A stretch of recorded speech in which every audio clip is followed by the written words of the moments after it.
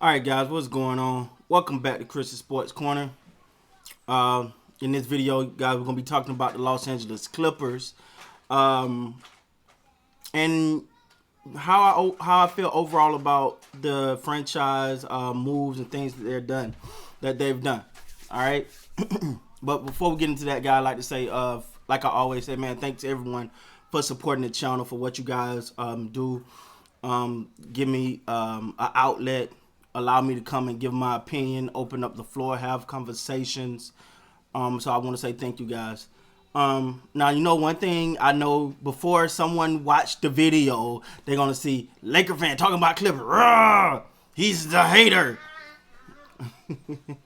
No, that's not y'all. If anyone know me, man, y'all know I don't do that. I be honest.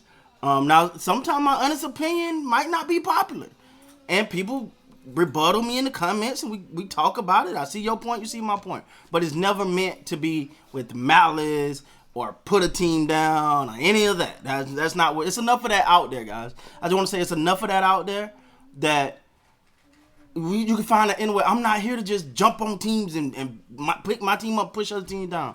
You know, so all right, so let's get into it, man. The number one question I have is the Los Angeles Clippers, apologize. Are they overreacting to what happened in the bubble? I want to think about that for a minute. Because it's like, and I'm not just talking about the Montrez move, you know, not want to bring Montrez back, but it's like you hear rumors that they want to get rid of Lou Will. Patrick Beverly, they need to replace him. And, you know, these things is like, wait. In my opinion, I'm like, hold on, wait a minute.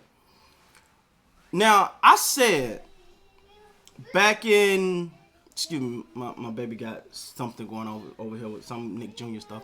Forgive me, guys. But I said back in the bubble, before the bubble, and Clipper fan jumped down my throat. You don't know what you're talking about. Listen, Kawhi Leonard has a gear, a level that he can go to in the playoff, switch on, switch off, that ain't normal. A normal person do not have that. His ability to go into just assassin mode in the playoffs, that works for him. Don't work for a lot of others. So when you seen Montrez come back, you know, he came back from losing his grandmother, who was near and dear, from my understanding, like a mother to him, was his rock, his center, his everything. He didn't come back right. You know, he was a little off-centered. You look at Lou Will, because they're talking about trading him now. You look at Lou Will and you go, wait a minute, like, let's not forget who Lou Will was, man.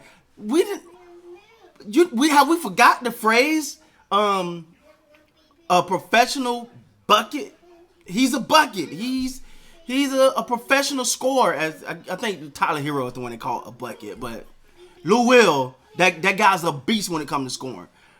Let's not forget who these guys were. Patrick Beverly, for such a underdog, far as size and stature, is a monster on defense for his size.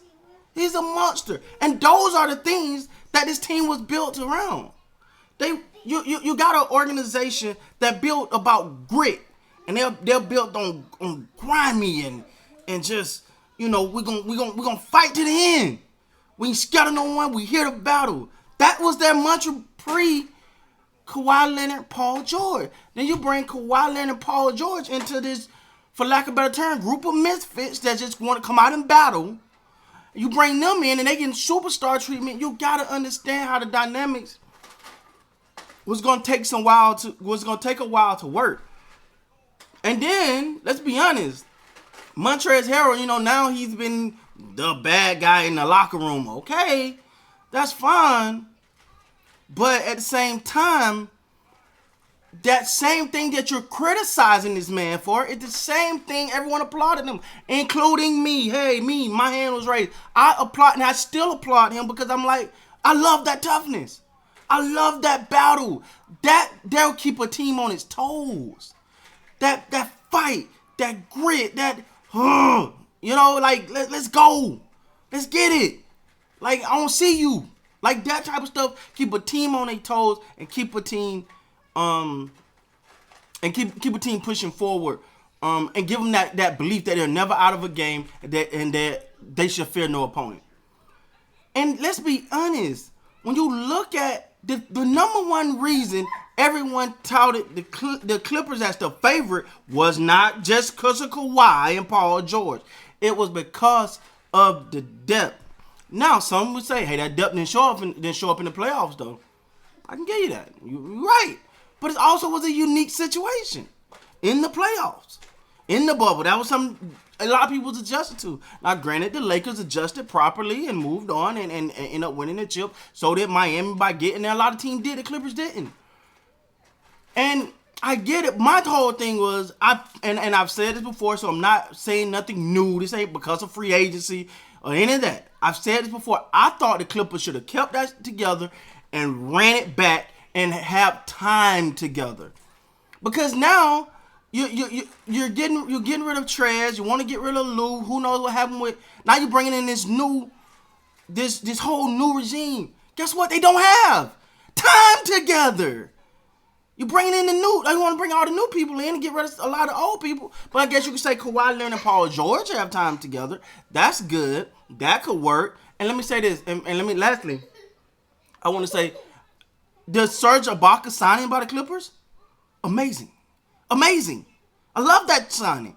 I wanted Serge on the Lakers. I'm not going to sit here and act like it because I've seen what he can do with it when he's given the time. He's not as vocal as Montrezl Harrell as far as intimidation on the court. But he can drop a 3 in a minute. He can play defense because you remember that's why OKC kept him over Harden back in the day was because of his defense. So I get it 100%. I get the move. It's a great move. Great move. I just felt like I felt like the Clippers, if you could have kept that together, they had a chance of running it back. They would have had a chance. You bring that whole thing back. Now who knows? I could be so wrong here, but I would at least give it one more shot. And lastly, I've said it before. I'm gonna say this again. I am an IT person. The owner of the Los Angeles Clipper is an IT person. We are big on instant results, and I think that's great in the IT world. I don't know if it's great in the basketball world. I don't know if it's great when trying to run an organization because you got to build it. You can't, you know, when you're in the IT world and you're an IT guy and you got money, I can buy some instant work. So we'll see how that all work out, man. That's my thought, man. This is not a bashing of the Clippers. I'm not here to do that. There's enough of that out there. I just want to say that I thought they should have ran it back, but I do love the signing of Ibaka, Paul George, and Kawhi Leonard got time together. So we'll see how all this pans out. With that being said, guys, please like, comment, subscribe to the channel. Until next time, man, you guys be great.